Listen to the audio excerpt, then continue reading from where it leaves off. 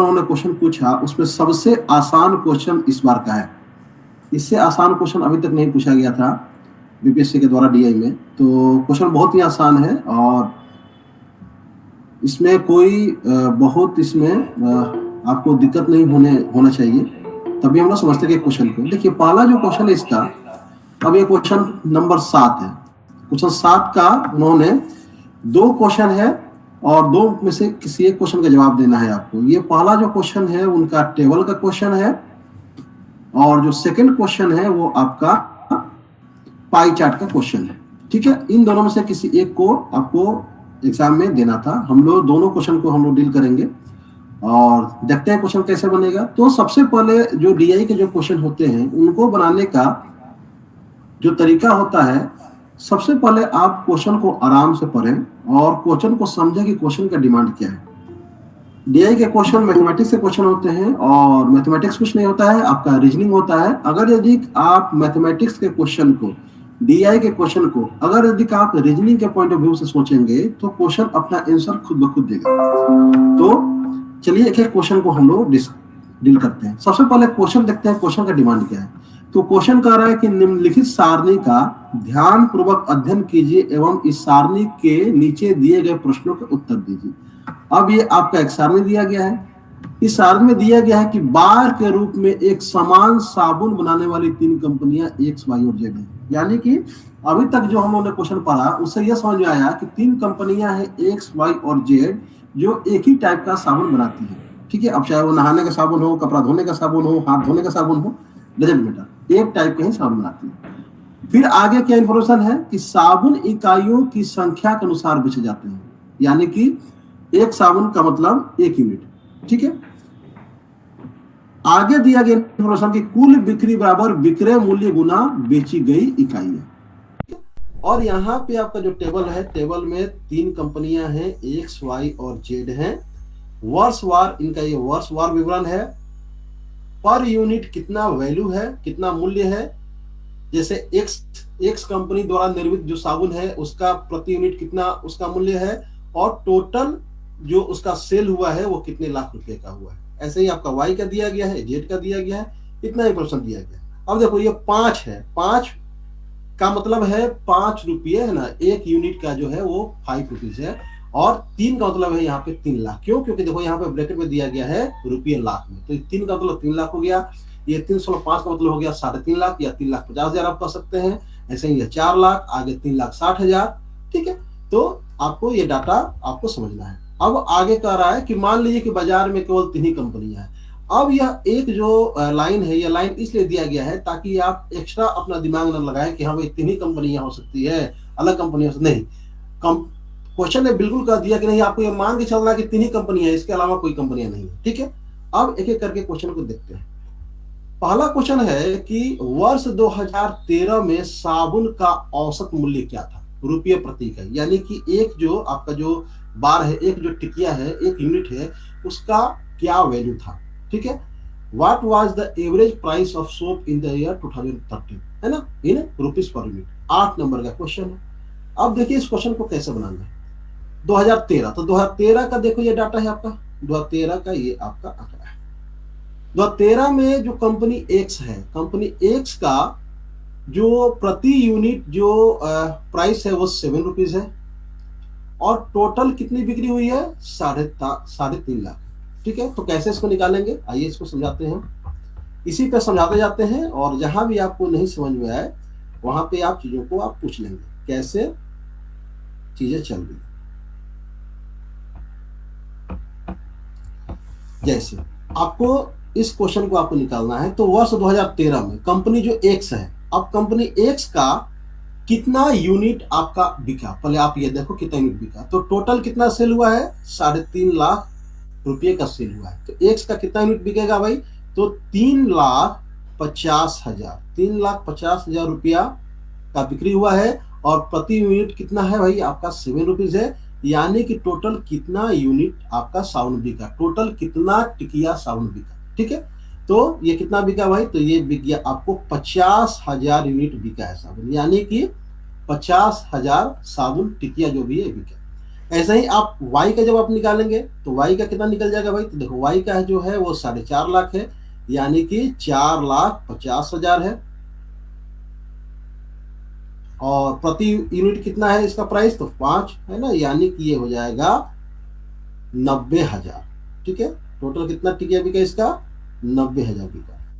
और ऐसे ही आप निकालेंगे जेड का, तो जब जेड का निकालेंगे तो जेड का कितना है भाई, जेड का आपका 2013 में जो है वो 4 लाख है, 2013 में जेड का 4 लाख है। और प्रति यूनिट कितना प्राइस है आपका, 8 रुपीज है प्रति यूनिट, यानी कि ये आपका निकल गया, ये भी निकल गया 50,000।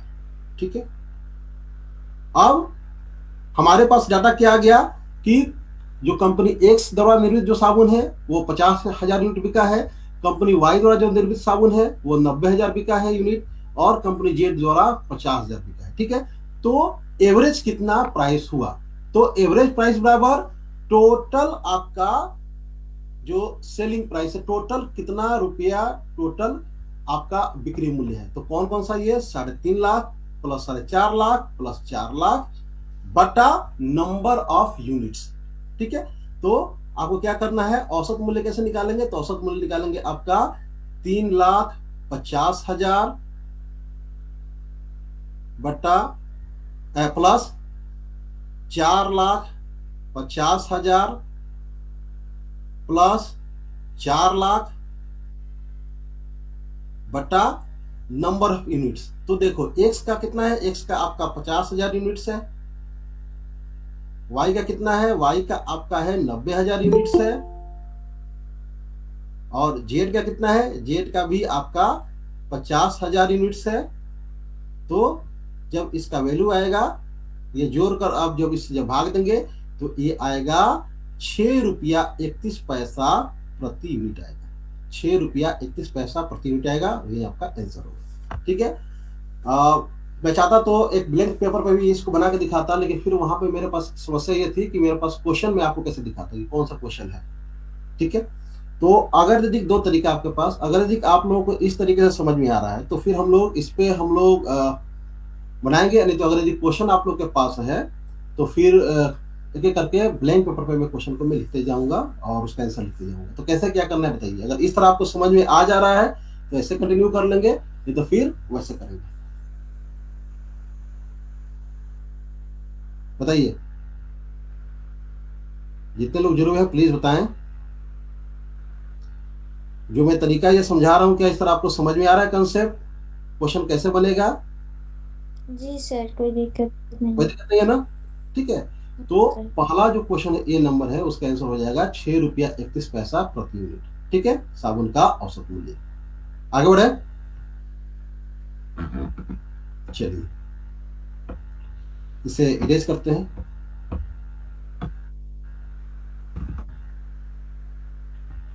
संतोष सर कोई दिक्कत नहीं है सर ना, संतोष सर? नहीं सर, कोई दिक्कत नहीं, ऐसे सोल्यूशन करवाया। ठीक, चलिए दूसरा क्वेश्चन ये है कि एक्स के लिए 2011 की तुलना में 2012 में बेची गई इकाइयों में कितने प्रतिशत की कमी हुई। तो अब देखिए 2011 में एक्स, तो एक्स की कुल बिक्री कितनी है, 3 लाख रुपया है, और प्रति यूनिट कितना उसका प्राइस है, 5 रुपया है। तो एक्स का जो आपका ये सेकेंड नंबर क्वेश्चन है, एक्स का 2011 में कितना यूनिट बिका भाई, तो टोटल आपका बिक्री यानी कि 3 लाख बटा पर यूनिट प्राइस, ये आपका 3 लाख हो गया, और पर यूनिट प्राइस कितना है आपका 5 रुपीज पर यूनिट आपका प्राइस है। तो टोटल आपका कितना हो जाएगा भाई, टोटल आपका हो जाएगा 60,000 यूनिट हो जाएगा, टोटल आपका हो जाएगा 60,000 यूनिट हो जाएगा। ठीक है, ऐसे ही वाई का सॉरी 2012 में, ये तो आपका हो गया एक्स का 2011 में, ऐसे ही एक्स का 2012 में, 2012 में जब हम निकालेंगे तो 2012 में कितना है भाई, तो 2012 में भी 3 लाख है। देखिए यहाँ पे 2012 में भी एक्स कितना है, 3 लाख रुपए का बिक्री हुआ है, और पर यूनिट 6 रुपीज है। तो ये कितना हो जाएगा भाई, तो ये हो जाएगा आपको 3 लाख बट्टा 6, 3 लाख बट्टा 6, यानी कि ये कितना यूनिट हो जाएगा, ये आपका हो जाएगा 50,000 यूनिट हो जाएगा। अब 2011 में 60,000 यूनिट है और 2012 में कितना है 50,000 यूनिट है। तो क्वेश्चन कह रहा है कि 2011 की तुलना में 2012 में बेची गई इकाइयों में कितने प्रतिशत की कमी हुई। तो इसलिए अभीष्ट प्रतिशत कमी कितना हो जाएगा भाई, 60,000 माइनस 50,000 गुणा 100 बटा 60,000। ठीक है, और जब इसको कैलकुलेशन करेंगे तो ये कितना आएगा, ये आएगा 16.66% या 16.2/3%। और ये क्या हो जाएगा, इसकी एक कमी हो जाएगी। ठीक है, और ये क्या हो जाएगा, ये आंसर हो जाएगा। ठीक है, हमने सबसे पहले यह निकाल लिया कि कितना यूनिट 2011 में बिका कंपनी एक्स द्वारा निर्मित साबुन। तो कंपनी एक्स द्वारा जो साबुन है निर्मित, उसकी कुल बिक्री 3 लाख रुपए की हुई है और 5 रुपए प्रति यूनिट है। तो कितना यूनिट हुआ भाई, तो 60,000 यूनिट हुआ। 2012 में 3 लाख कुल बिक्री है और 6 रुपए प्रति यूनिट है। तो कितना यूनिट बिका, 50,000 बिका। तो 60,000 से 50,000 कितना कम है, 10,000 कम है। तो टोटल कितना परसेंटेज कमी आया, तो 60,000 माइनस 50,000 बटा 60,000 गुना 100 यानी कि 16.66% की कमी आ गई और ये आपका आंसर। ठीक है, आगे बढ़े, आगे चलते हैं, इसको इरेज करते हैं। इस पे बनाने का बस ये कारण है ताकि क्वेश्चन आपके सामने रहेगा तो आप समझ पाएंगे। ठीक, जो थर्ड नंबर क्वेश्चन है, थर्ड नंबर क्वेश्चन कह रहा है कि 2013 में बेची गई कुल इकाइयों में जेड का कितना प्रतिशत हिस्सा था। अब देखिए 2013 का आपका डाटा ये है। ठीक है, तो 2013 में एक्स की कुल बिक्री 3.5 लाख, प्रति यूनिट प्राइस 7, तो टोटल कितना यूनिट बिका निकाल लेंगे। ऐसे ही वाई का निकाल लेंगे, जेड का निकाल लेंगे। आइए निकालते हैं। तो जब x का निकालेंगे तो 2013 में जो x है, x की कुल जो बिक्री हुई है वो 3,50,000 रुपये की हुई है, 3,50,000 रुपये की हुई है। और प्रति यूनिट जो इसका दाम है वो क्या है आपका 7 रुपये है। यानी कि टोटल कितना यूनिट की बिक्री हुई, टोटल आपका 50,000 यूनिट की बिक्री हुई। ठीक है, ऐसे ही y का जब आप निकालेंगे 2013 में, तो y का टोटल आपको 4,50,000 की बिक्री हुई है। प्रति यूनिट कितना प्राइस है, प्रति यूनिट आपका 5 रुपीज प्राइस है। यानी कितना यूनिट बिका आपका 90,000 यूनिट बिका। जेड का ऐसे जब निकालेंगे तो जेड का जो है वो कुल बिक्री कितना है, जेड का कुल बिक्री 4 लाख रुपए का है, 4 लाख रुपए का है। और प्रति यूनिट इसका 8 रुपीज प्रति यूनिट है। यानी कि ये आपका निकल गया 50,000 यूनिट जेड का बिका। यानी कि 2013 में टोटल कितना बिका, तो 50,000 प्लस 90,000 प्लस 50,000, यानी कि टोटल बिक्री कितनी हुई, टोटल बिक्री आपकी हो गई 1,90,000 यूनिट की बिक्री हो गई, 1,90,000 यूनिट की बिक्री हो गई। ठीक है, अब इस 1,90,000 में जेड कितना है भाई, तो जेड 50,000 है। तो जेड का अभीष्ट प्रतिशत कितना हो जाएगा, तो 1,90,000 में 50,000 जो यूनिट है वह आपका जेड का है। तो 100 में कितना यूनिट जेड का है, और जब इसको कैलकुलेशन करेंगे तो ये हो जाएगा आपको 26.31%। ठीक है, कोई दिक्कत पल्लवी? नहीं सर, नहीं सर, ठीक। समझ आ रही है बात ना? जी सर। चलिए आगे बढ़ते हैं।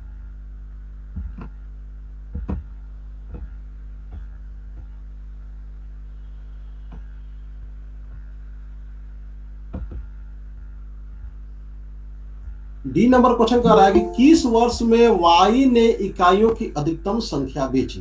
तो अब देखिए किस वर्ष वाई ने इकाइयों की अधिकतम संख्या बेची। तो अब देखिए आपका वर्षवार दिया गया है, 2011 से 2015 का आपका डाटा दिया गया है। तो अब आपको कैसे निकालना है वाई का, तो देखो ये वाई है। ठीक है, तो वाई का 2011 में कितना यूनिट बिका, तो 404 लाख बट्टा 4, तो कितना यूनिट बिका ये आप निकाल लेंगे। 2012 में भी निकाल लेंगे, 2013 में भी निकाल लेंगे, 2014 में निकाल लेंगे, 2015 में निकाल लेंगे। और जिसका यूनिट अधिक होगा वही हमारा क्या हो जाएगा, उत्तर हो जाएगा। आइए देखते हैं 2000 आपका वाई का देखते हैं वर्षवार विवरण। ठीक है, तो वाई का देखिए यहाँ पे मैं लिख रहा हूं। ठीक है, 2011 में जब आप इस क्वेश्चन में देखेंगे तो 2011 में जो टोटल जो बिक्री हुई है वाई की वो हुई है 4,40,000, 4,40,000 रुपये की हुई है। प्रति यूनिट जो इसका प्राइस है वो आपका 4 रुपया है, यानी कि टोटल बिका आपको 1,10,000 यूनिट इसका बिका। ठीक है। 2012 में जब आप देखेंगे, आप 2012 में, तो 2012 में जो टोटल जो बिक्री हुई है 4,20,000 की हुई है रुपये की, 4,20,000 रुपये की हुई है।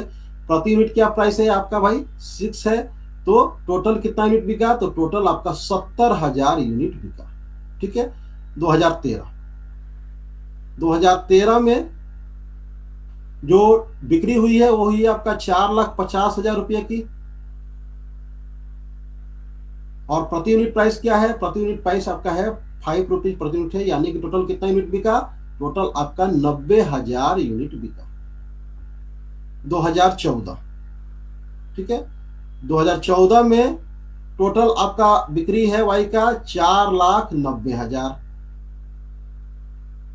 4,90,000। ठीक है। 7 रुपये प्रति यूनिट का प्राइस है, यानी टोटल कितना बिका, टोटल आपका बिक गया 70,000 बिक गया।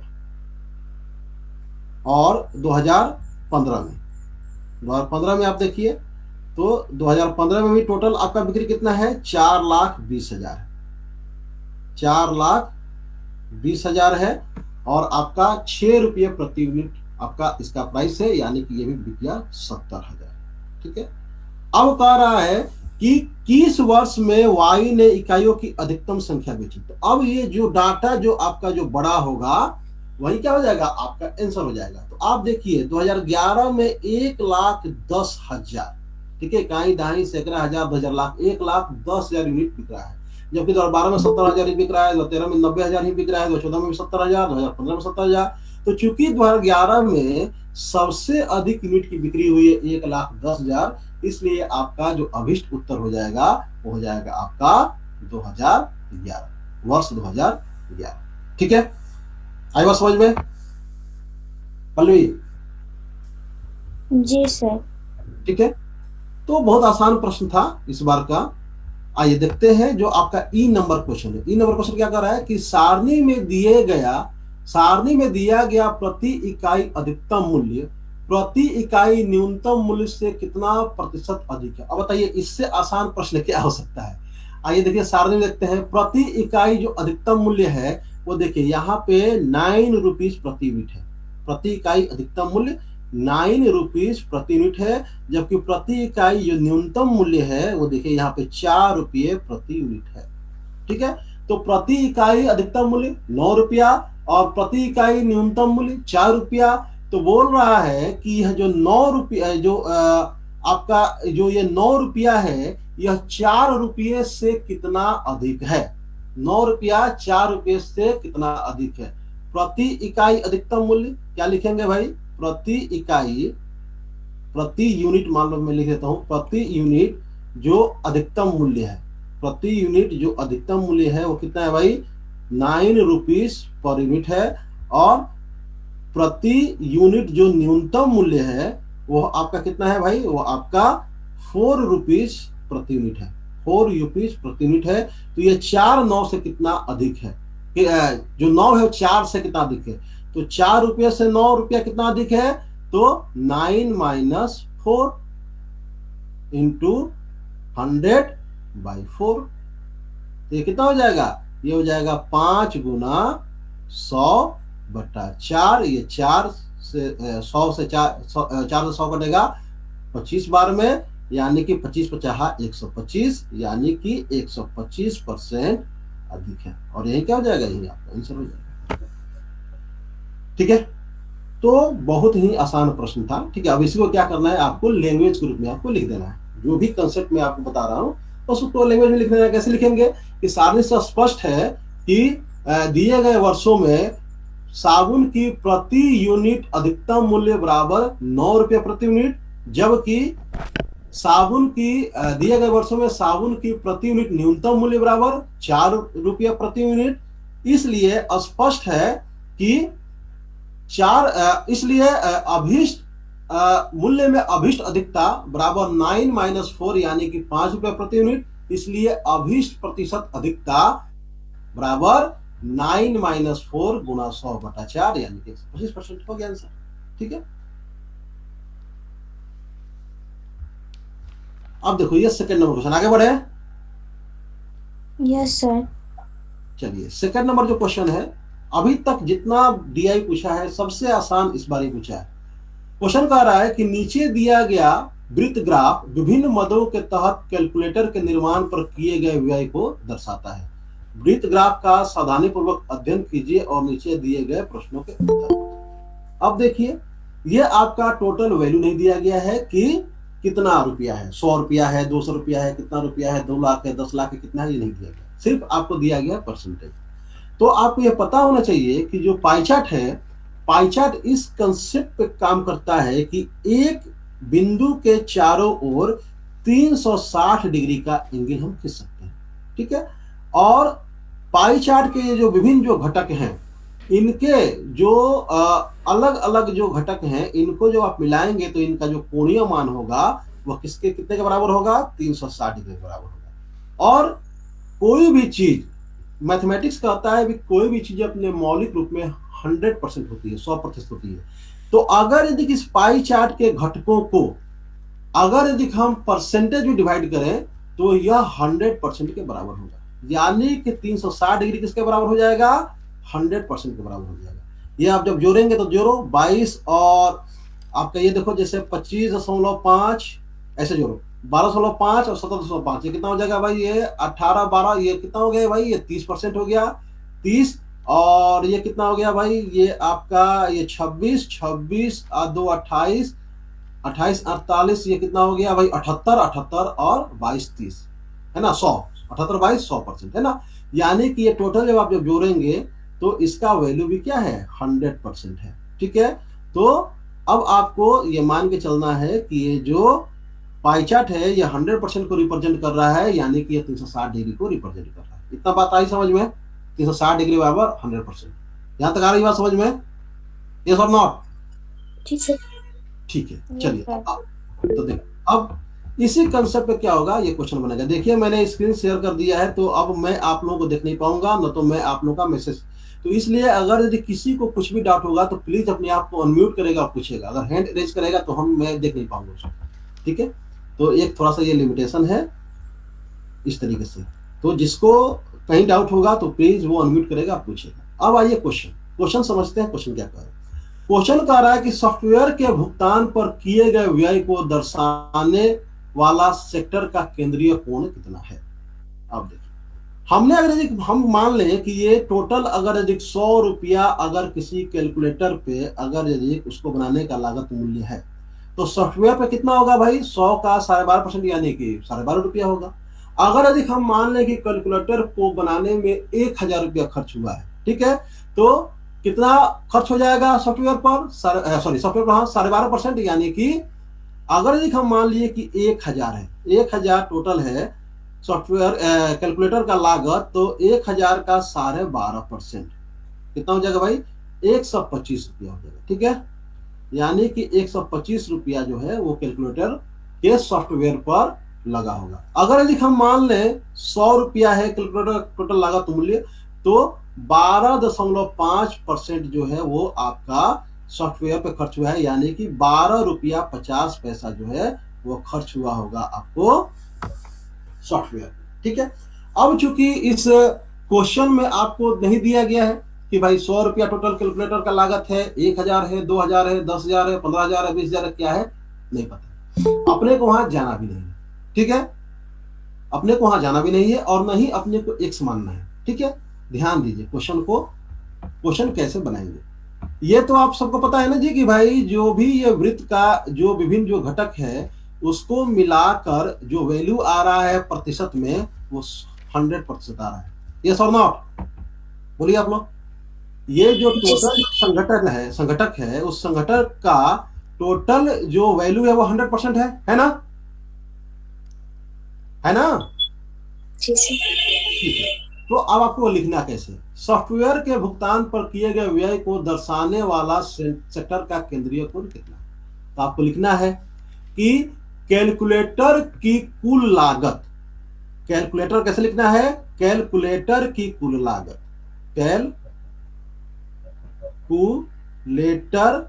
की कुल लागत,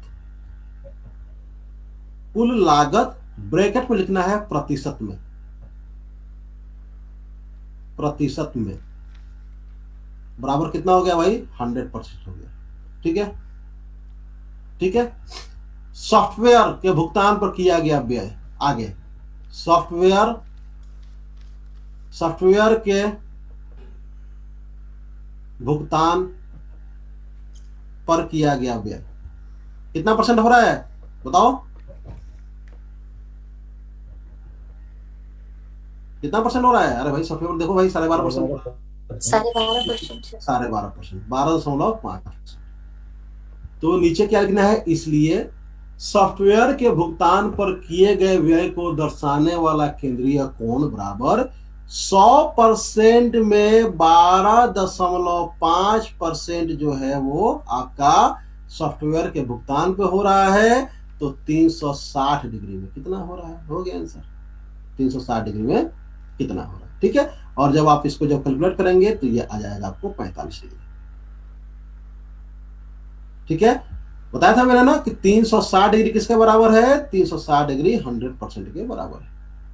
ठीक है, तो जब 100 रुपये में 12.5 रुपया सॉफ्टवेयर पर लग रहा है तो 360 डिग्री में कितना लग रहा है, हो गया 45 डिग्री। ठीक है, कोई दिक्कत नहीं सर। आगे बढ़ते हैं। ठीक है,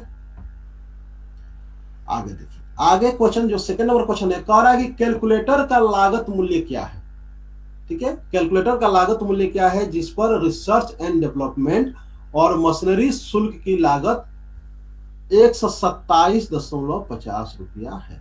ठीक है, अच्छा देखिए इस क्वेश्चन को, एक चीज मैं पहले समझा दूं इस क्वेश्चन को समझने के लिए। ये जो भी आपका 4 का 4 क्वेश्चन जो आपका पूछा गया है, ये लगातार तीसरा वर्ष है कि 67वीं से 67वीं 68वीं 69वीं, ये लगातार तीसरा वर्ष है कि डीआई के जितने भी क्वेश्चन पूछे गए हैं वो एज इट इज हम लोग के DI special test series program से और आपके क्लासरूम प्रोग्राम से ही पूछे गए हैं, एज इट इज।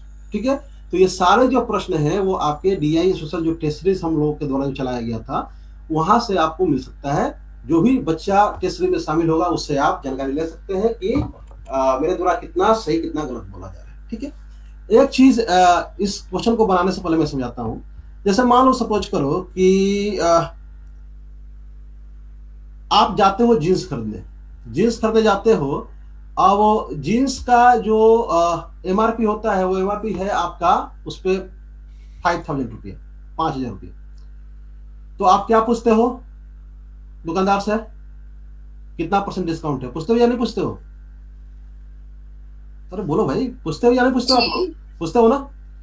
तो दुकानदार ने कहा कि भाई इस पे क्या है, इस पे 25% का डिस्काउंट है, एमआरपी 5,000 रुपया है और 25% का डिस्काउंट है। तो अब जींस का सेलिंग प्राइस कितना हो गया, अगर आपको जींस को खरीदना है तो कितने रुपए में आप खरीद लेंगे जींस को, कितने में खरीदेंगे बताइए। 5,000 रुपया है, 5,000 रुपया का 25% तो डिस्काउंट है। ठीक है, यानी कि 25% 125 1250 रुपये का डिस्काउंट हो गया। तो 5,000 रुपये में से जब आप 1250 रुपया घटाएंगे तो कितना बचेगा, 3750 नहीं बचेगा, शून्य, 10 में से 5 गया 5, 9 में से 2 गया 7, 4 में से 1 गया 3, 3750 रुपया आप देंगे या देके आप जींस खरीद लेंगे। तो अब देखिए ध्यान दीजिए, ये 5,000 जो है वो जींस का एमआरपी होता है और ये जो 3750 है यह सेलिंग प्राइस हुआ। ठीक है, तो ये बताओ कि क्या ये 3750 रुपया ही उस जींस का कॉस्ट प्राइस होगा या उससे कम होगा। कोई भी जब आप बिजनेस करते हैं तो प्रॉफिट के लिए करते हैं या हानि के लिए करते हैं, प्रॉफिट के लिए करते हैं, प्रॉफिट के लिए करते हैं। ठीक है, यानी कि जो सेलिंग प्राइस इस जींस का 3,750 है तो जाहिर सी बात है कि उसका कॉस्ट प्राइस इससे भी कम होगा ना। तभी तो प्रॉफिट होगा, तभी तो प्रॉफिट होगा, है ना। यानी कि जब आप कोई भी चीज खरीदते हैं तो 3 चीजें होती है, एक होता है कॉस्ट प्राइस, एक होता है सेलिंग प्राइस और एक होता है एमआरपी। जो वस्तु पे जो दाम जो अंकित होता है वो होता है मार्क प्राइस, ठीक है, एमआरपी होता है, अंकित मूल्य होता है। डिस्काउंट हमेशा अंकित मूल्य पे मिलता है, और डिस्काउंट मिलने के बाद जो प्राइस आप भुगतान करते हैं किसी ग्राहक किसी दुकानदार को, तो दुकानदार के लिए हो गया सेलिंग प्राइस और आपके लिए हो गया कॉस्ट प्राइस। जिस लागत पे वस्तु बनती है उस वस्तु का उसको लागत मूल्य कहते हैं या उसको कॉस्ट प्राइस कहते हैं, ठीक है। और लाभ की गणना, प्रतिशत लाभ की गणना हमेशा कॉस्ट प्राइस पे होती है। इस बात को बिल्कुल ध्यान रखना कि डिस्काउंट हमेशा मिलेगा एमआरपी पे, और जो आपका परसेंटेज ऑफ प्रॉफिट होगा उसका जो कैलकुलेशन होगा वो ऑलवेज आपके कॉस्ट प्राइस पे होगा। आगे बात समझ में इतना? यस। जी। ठीक है, चलिए तो अब इस क्वेश्चन को पढ़िए, ठीक है। जरा मैं मिटा दूं, मैं पहले सोचा था कि ब्लैंक पेपर पे मैं समझाऊंगा और अच्छे से, लेकिन वहां पे समस्या ये थी कि क्वेश्चन मेरे पास आपके नहीं दिखाई देता है ना, तो फिर हम लोग को बार बार क्वेश्चन के पास आना पड़ता है। तो इसलिए मैं कंसेप्ट सिखाते जा रहा हूँ, ठीक है, आप इसे बनाए। और हाँ, आपके लिए मैं इतना कर सकता हूँ कि जो कंसेप्ट मैं सिखा रहा हूँ उस कंसेप्ट पे बना के और आप प्रॉपर अपने कॉपी पे बना के और मुझे भेज सकते हैं, मैं उसको चेक करके आपको दे दूंगा कि हाँ आपने सही बनाया है कि गलत बनाया है, ठीक। आइए, क्वेश्चन कह रहा है कि कैलकुलेटर का लागत मूल्य क्या है। कैलकुलेटर का कॉस्ट प्राइस आपको निकालना है, जिस पर रिसर्च एंड डेवलपमेंट और मशीनरी शुल्क की लागत 127 रुपये 50 पैसा है। तो अब देखिए, रिसर्च और डेवलपमेंट पे कितना लागत आ रहा है, टोटल कॉस्ट का 22%, और मशीनरी पर कितना लागत आ रहा है, टोटल कॉस्ट का 22.5%। यानी कि research and development plus machinery पे टोटल कितना कॉस्ट आ रहा है, तो जब आप जोड़ेंगे तो ये कितना हो जाएगा, 44.5%, ये होगा ना, ठीक है, 44.5%। अब बोल रहा है कि ये जो 44.5% है वो किसके बराबर है, वो 127.50 रुपये के बराबर, ठीक है। तो हमने मान लिया कि कैलकुलेटर का कुल जो है वो कॉस्ट कितना है, 100% है। क्यों भाई, क्योंकि जो पूरा जब ये आप जोड़ेंगे सर्किल को तो सब घटक को मिला के ये 100% होगा। तो चूंकि 44.5% किसको रिप्रेजेंट कर रहा है, 127 रुपया 50 पैसा को रिप्रेजेंट कर रहा है, ठीक है। तो इसलिए 1% कितने को रिप्रेजेंट करेगा, 1% रिप्रेजेंट करेगा 127.50 बटा 44.5। तो 100% कितने को रिप्रेजेंट करेगा भाई, तो 127.50 इंटू 100 बटा 44.5, और जब इसको कैलकुलेट करेंगे तो ये आ जाएगा रुपये 286 रुपया 516.516। अब इसको या तो, चूंकि कैलकुलेटर बीपीएससी ने आपको अलाउ किया है, तो या तो आप ऐसे ही रहने दें 286.516 रुपया, या आप इसको लिख सकते हैं रुपये 287, लेकिन जब ये लिखेंगे तो यहाँ पे लिखना पड़ेगा ब्रैकेट में लगभग। आएगा समझ में? तो टोटल उस कैलकुलेटर का कॉस्ट प्राइस कितना हो जाएगा, 287 रुपये, है ना, ठीक है, या 286.516 रुपये। कोई दिक्कत?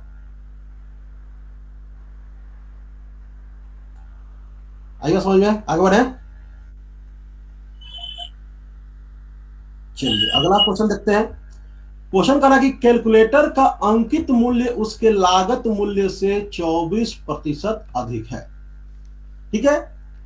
कैलकुलेटर का अंकित मूल्य उसके लागत मूल्य से 24% अधिक है। अभी मैंने बताया कि तीन चीजें होती है, कॉस्ट प्राइस होता है आपका, कॉस्ट प्राइस होता है, सेलिंग प्राइस होता है, और एमआरपी होता है, ठीक है। एमआरपी ऑलवेज कॉस्ट प्राइस से अधिक रखा जाता है, सेलिंग प्राइस से अधिक रखा जाता है। तो अब ये क्वेश्चन कह रहा है कि जो कैलकुलेटर का जो एमआरपी है वो उसके कॉस्ट प्राइस से 24% अधिक है। अब यदि कैलकुलेटर का एमआरपी अगर यदि अंकित मूल्य 186 रुपया है, तो कैलकुलेटर की एक इकाई में प्रयुक्त रिसर्च एंड डेवलपमेंट का लागत मूल्य क्या है, ठीक है। क्वेश्चन कह रहा है कि भाई कैलकुलेटर का जितना लागत है उससे 24% अधिक उसका एमआरपी रख दिया गया। ठीक है, अब बताना है कि कैलकुलेटर का जो रिसर्च एंड डेवलपमेंट में जो कॉस्ट आया है वो कितना आया है। तो हमने मान लिया कि जो लागत मूल्य है, जो कैलकुलेटर का लागत मूल्य है, यानी कि जो कॉस्ट प्राइस है वह ₹X है। ठीक है, जो कैलकुलेटर है, कैलकुलेटर का जो कॉस्ट प्राइस है वो ₹100 है। तो अब इस X का 124% किसके बराबर होगा? उसके एमआरपी के बराबर होगा, यानी कि 186 के बराबर होगा। ठीक है, तो X का वैल्यू कितना हो जाएगा भाई? X का वैल्यू हो जाएगा 186 गुणा 100/124। तो X का वैल्यू जब निकालेंगे आप, तो X की जो वैल्यू निकालेंगे तो ये X की वैल्यू निकल जाएगी ₹150। यानी कि X क्या माने थे? X हम माने थे कैलकुलेटर का लागत मूल्य, यानी कि कैलकुलेटर का कॉस्ट प्राइस। तो अब कैलकुलेटर का कॉस्ट प्राइस निकल गया ₹150। तो अब रिसर्च एंड डेवलपमेंट पे कितना खर्च हुआ भाई? तो देखिए, रिसर्च एंड डेवलपमेंट पे 22% जो है वो खर्च हो रहा है। ठीक है, तो 150 का 22% निकाल लेंगे। तो इसलिए रिसर्च एंड डेवलपमेंट का लागत मूल्य कितना हो जाएगा? 150 का 22%। 150 का 22%, यानी कि ये आपका हो जाएगा ₹33। यही क्या हो जाएगा? ये आंसर हो जाएगा। ठीक है या ना? पल्लवी,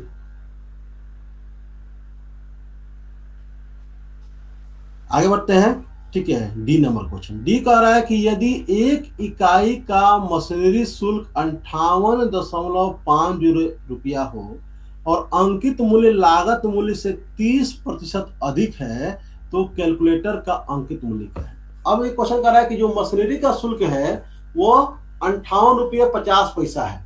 ठीक है, और टोटल जो अंकित मूल्य है वो लागत मूल्य से 30% अधिक रखा गया है। तो बताइए कैलकुलेटर का अंकित मूल्य कितना है?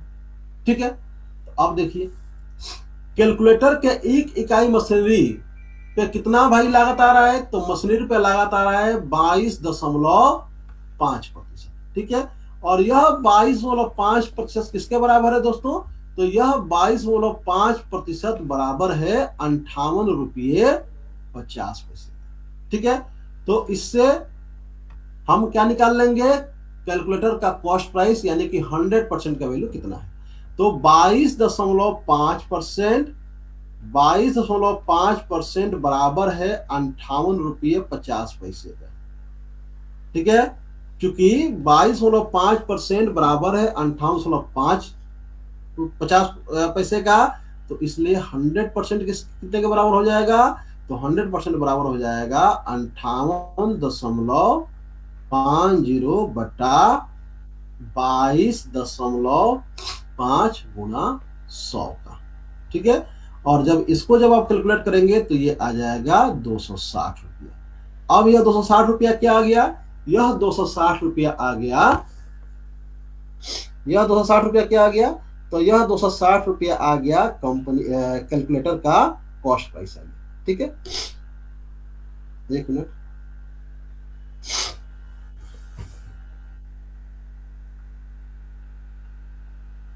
हाँ, कंपनी का कॉस्ट प्राइस आ गया।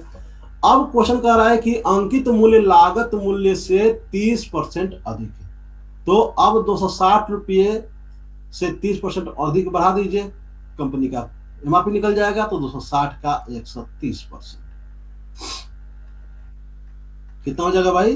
तो ये हो जाएगा ₹338। ठीक है, यानी कि उस कैलकुलेटर का जो एमआरपी कितना रखा गया है?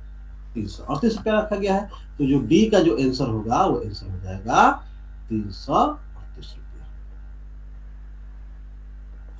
ठीक है, बहुत आसान आसान इस पर प्रश्न था। आइए इरेज करते हैं इसको।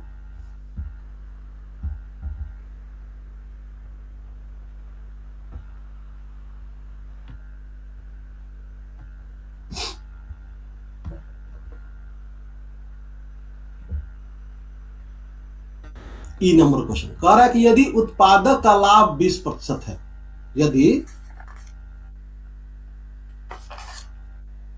यदि उत्पादक का लाभ 20% है और कैलकुलेटर का अंकित मूल्य 192 रुपया है, तो इस पर विविध शुल्क के रूप में कितनी रकम खर्च की गई। ठीक है,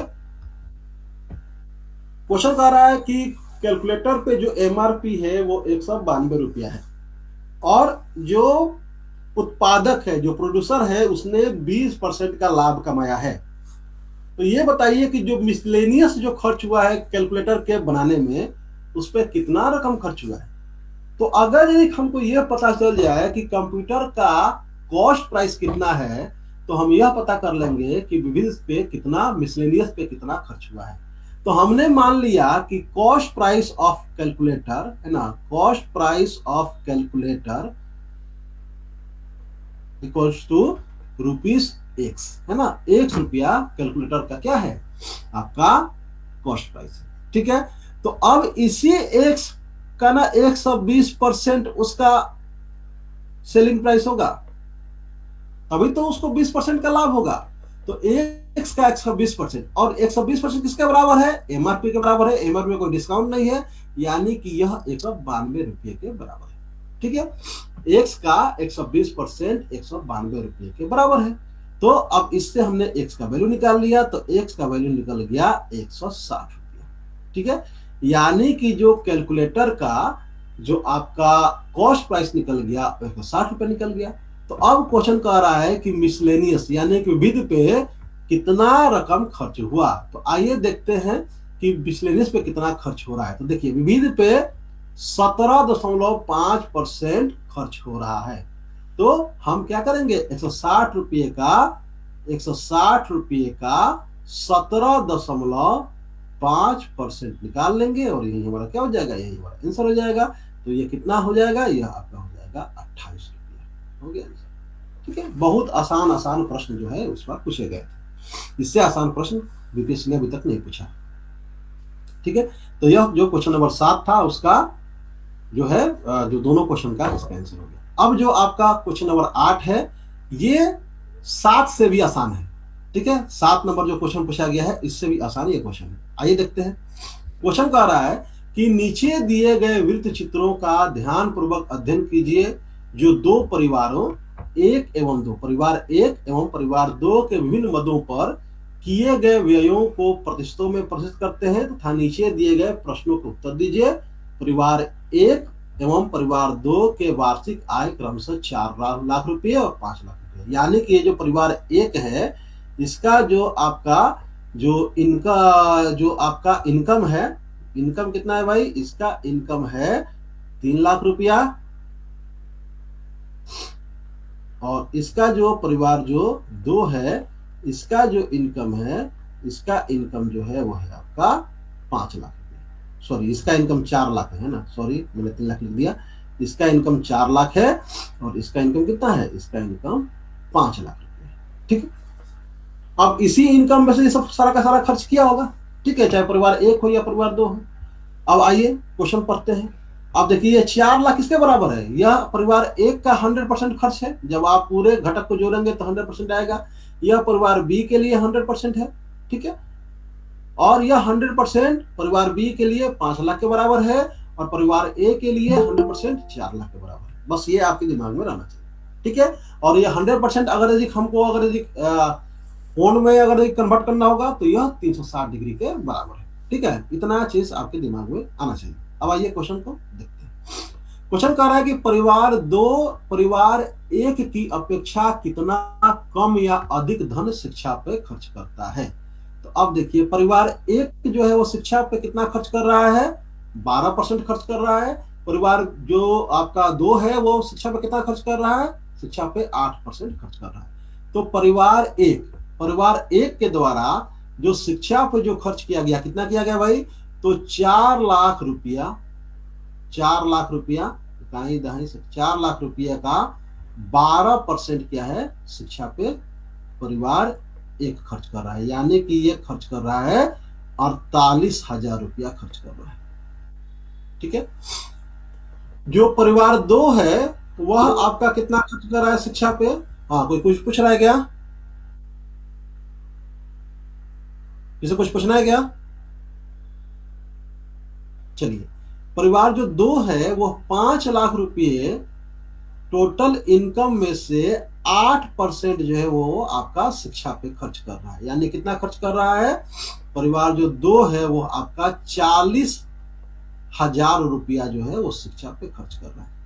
तो अब देखिए, सिंपल सा है, परिवार 1 के द्वारा 48,000 रुपया खर्च कर किया जा रहा है शिक्षा पे, और परिवार 2 के द्वारा 40,000 खर्च किया जा रहा है। तो जाहिर सी बात है, कौन परिवार जो परिवार 2 है वो परिवार 1 की अपेक्षा अधिक कर रहा है या कम कर रहा है? जाहिर सी बात है, कम कर रहा है। परिवार 1 जो है वो आपका 48,000 खर्च कर रहा है, और परिवार जो 2 है वो 40,000 खर्च कर रहा है। तो क्वेश्चन कर रहा है कि परिवार 2 परिवार 1 की अपेक्षा कितना कम या अधिक धन शिक्षा पर व्यय करता है? तो जाहिर सी बात है कि 40,000 48,000 से कम है। कितना कम है? तो 8,000 रुपया कम है। हो गया आंसर। ठीक है, अब इसी को क्या करना है आपको, नेम में लिख देना है 8,000 रुपये। ठीक है, दूसरा क्वेश्चन, परिवार 1 एवं परिवार 2 में से कौन भोजन पर अधिक धन व्यय करता है और कितना करता है? तो ये देखिए, परिवार 1 का देखते हैं भोजन पर कितना खर्च कर रहा है भाई। तो परिवार जो 1 है वह भोजन पे 38% खर्च कर रहा है, और परिवार 2 है वो भोजन पे 33% खर्च कर रहा है। ठीक है, परिवार 1 ठीक है भोजन पे 38%, तो 4 लाख का 38% कितना निकला भाई? 4 लाख रुपया है टोटल परिवार 1 का इनकम, और इसका 38% यह भोजन पे खर्च करता है। ठीक है, तो यानी कितना खर्च कर दिया? यह कर दिया 1,52,000 रुपया जो है वो आपका कर दिया भोजन पे खर्च, परिवार 1। ठीक है, परिवार जो 2 है वह कितना करता है भाई? तो उसका इनकम जो है वो 5 लाख रुपया है, और यह 33% जो है वो भोजन पे खर्च करता है। 33% भोजन पे खर्च करता है, यानी कि कितना खर्च कर दिया? यानी कि यह कर दिया 1,65,000 रुपया खर्च कर दिया। 1,65,000 खर्च कर दिया। तो कौन सा परिवार ज्यादा भोजन पर खर्च किया? तो जाहिर सी बात है कि परिवार जो 2 है वह भोजन पे अधिक पैसा खर्च कर रहा है परिवार 1 से। कितना अधिक कर रहा है? तो 1,65,000 माइनस 1,52,000, यानी कि 13,000 रुपया अधिक खर्च करता है, और यही क्या हो जाएगा? ये आंसर हो जाएगा। कितना आसान प्रश्न है, इतना आसान प्रश्न तो कभी पूछा ही नहीं गया। ठीक है, अब देखिए थर्ड नंबर क्वेश्चन कह रहा है कि परिवारों 1 एवं 2 द्वारा शिक्षा पर व्यय धन का अनुपात क्या है? अब देखिए दोस्तों, अगर यदि ये दोनों परिवार का इनकम समान होता तो जो शिक्षा पे जो खर्च किया जा रहा है 12% परिवार 1 के द्वारा और 8% परिवार 2 के द्वारा, इसी का हम लोग अनुपात निकाल देते।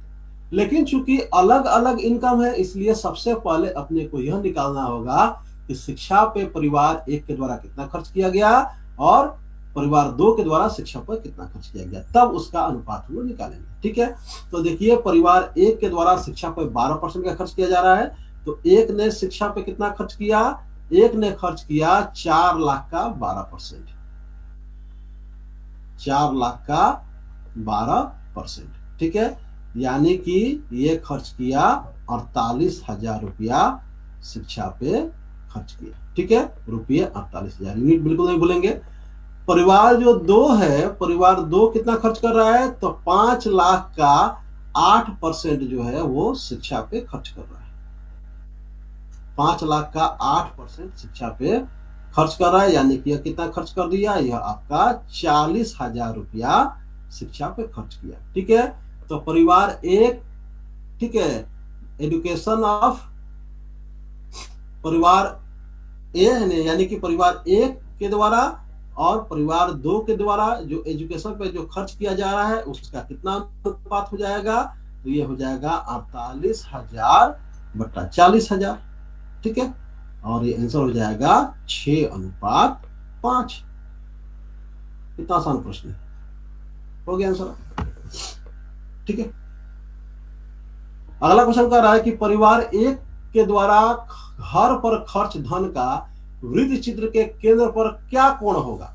तो देखिए परिवार 1 के द्वारा जो टोटल जो इनकम है वो कितना है भाई? 4 लाख है, और 4 लाख का 19% वो क्या कर रहा है, घर पे खर्च कर रहा है ना। अच्छा, ये जो परिवार एक का जो आपका 4 लाख जो इनकम है वो टोटल कितना है, 100% है।